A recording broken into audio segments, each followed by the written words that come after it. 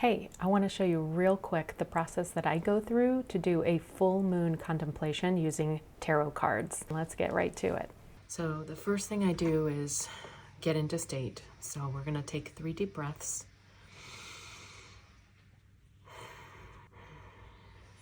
Great. Next, I'm going to light my candle. I like to have a white candle for the full moon because it just reminds me of like the illumination. And by the way, you don't have to do this during the full moon at night. You can do this. I recommend doing this after the full moon has passed, just so you know you can go back and observe what were those things that you felt. So now that my candle is lit, I'm gonna also light some incense. So if you see some smoke, nothing's burning other than this.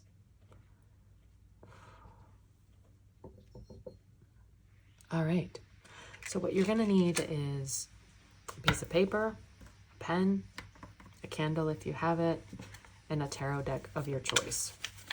This is the Thoth tarot deck, the middle size. There's a big one, a middle, and a travel size. This is the middle size. So the first thing I'm gonna do is set an intention for this reading. And I'm gonna say, I ask that Spirit and my higher self communicate with me through these cards to show me and tell me what I need to know in this moment in time for my highest and best and for the good of all. Amen. And so it is. All right, so this is a full moon in Capricorn, which is it's the second full moon in Capricorn that's happening this month, and it's happening in the 29 degree of Capricorn. That means it's an anaretic degree, and it's an ending of sorts.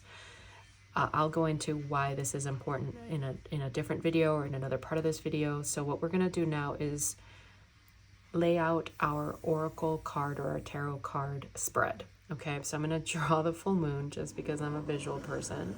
Here's your full moon, nice and bright. And we're going to write, I'll put a card here for one up here at the top, 3, 4, 5, and then possibly 6 and 7. These might be optional, okay? And you'll see why in a minute. So for number 1, I'm going to say, what is coming out of the shadows to be seen? Full moons are always about seeing what's been hiding. It just shines a light on everything.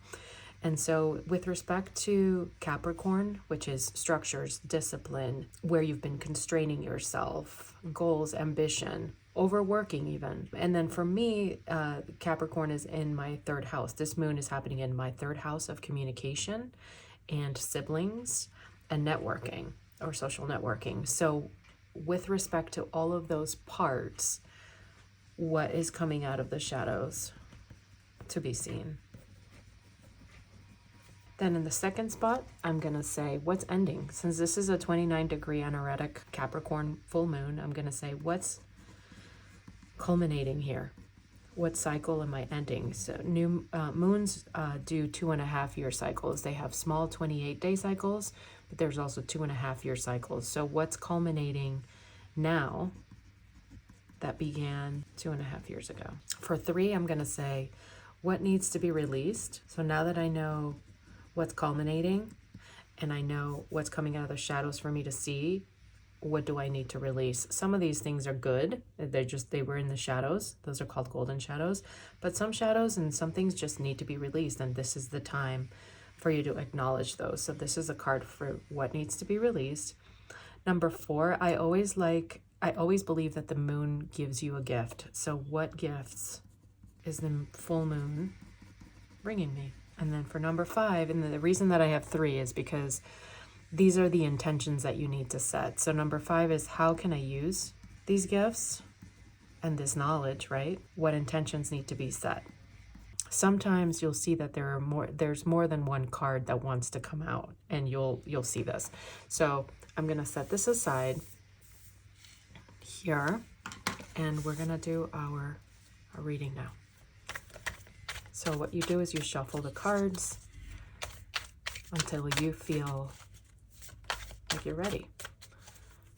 You can cut the deck if you feel like you need to cut the deck. I use these cards pretty regularly, so I'm not going to do that. So let's get started. All right, the cards want to be cut, so I'm gonna cut them. All right. Okay. One more shuffle, just until you feel ready, so tune in. Okay.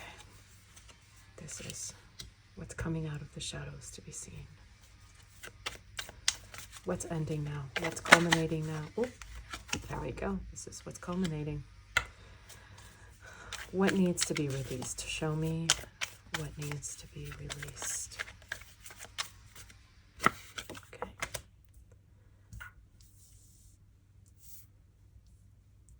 And what gifts or gift is this full moon bringing to me? What is this full moon gift bringing?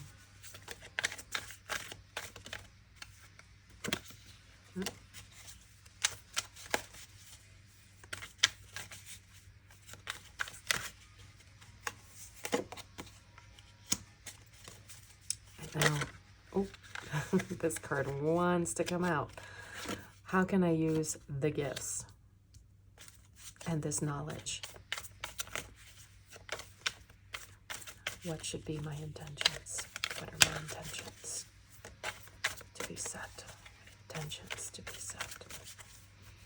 Intentions to be set. Okay.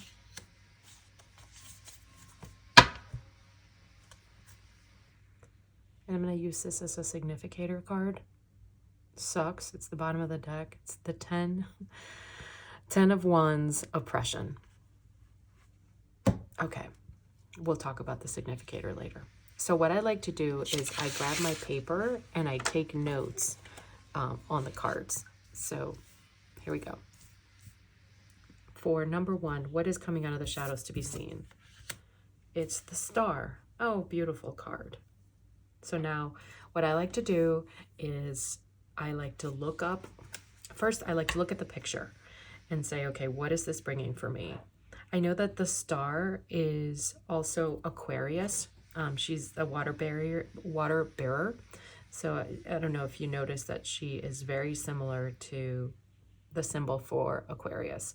So that tells me it's about fluidity and where my boundaries have been kind of blurred, and where I've been kind of living in a dream world or in a dream state, or like just kind of out there without being rooted in reality.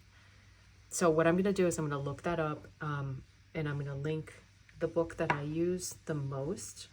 It's called Tarot, Mirror of the Soul, and I will link the notes to that. So what I do is I'm going to look up the meaning of the Star. The Star is Aquarius, inspiration, crystallization, self-recognition, radiating clear vision, trust in the self, connection to universal intelligence. This card represents a beautiful process. Cosmic inspiration of the highest nature is received and made manifest on the material plane. This card is ruled by Aquarius. A new crystal clear vision lends form and purpose to that which a moment ago was only a vague impression. Oh my gosh, that's beautiful. So what I do is I will write the card here, the Star, and then I'll take notes here about what it's doing for me, and the interpretation, right, that I'm thinking. And then once I've completed all of these, then I go in and I journal. I'll turn it over and I'll journal about it and actually create something around it. So for number 2, what's culminating now that began for me in 2.5 years ago? What is it what cycle is ending for me? Prince of Swords. The Prince of Swords is the airy aspect of air. It's intuition, creative thinking, cutting through entanglements, becoming free of limited ideas and models, clear perception. So what that tells me is I'm just kind of ending a cycle of just being in my head and thinking, and things are just becoming more manifest into reality. Like I'm ending the planning phase of things, possibly. So, but this is like my my first impression. Once I've gone through the whole thing, I'm going to go back and then do a long journal. Next card is what needs to be released. So what needs to be released is the Fool. Oh my God, I love that. Okay, so the Fool is beginner's mind. Beginner's mind, just kind of being a little bit naive and childlike. In the traditional Rider-Waite, the picture of the Fool is a person kind of walking off almost to the edge of a cliff, cluelessly. And I love that because this tells me that I've been feeling, you know, like imposter syndrome, like who am I? What do I have to teach? And the Fool is telling me that I need to release that. I'm ready to move forward and progress and to step into my own power. I love that. Thank you. Okay, for card number 4, what gift is the full moon bringing to me? Ooh, 7 of Cups is debauch. As you can see, this is like the day after a big fat party and like your house is a mess. It is, looks like it's Venus. And let's see what the moon is trying to tell me with the 7 of Cups. Debauch. Venus in Scorpio, it means overactivity, annoyance, satiety, and disgust. So it says, it's time to open your eyes and take a look at reality. Only by perceiving, recognizing your own inner reality will you be freed. Every further attempt to avoid it increases the stagnation of your emotional energy.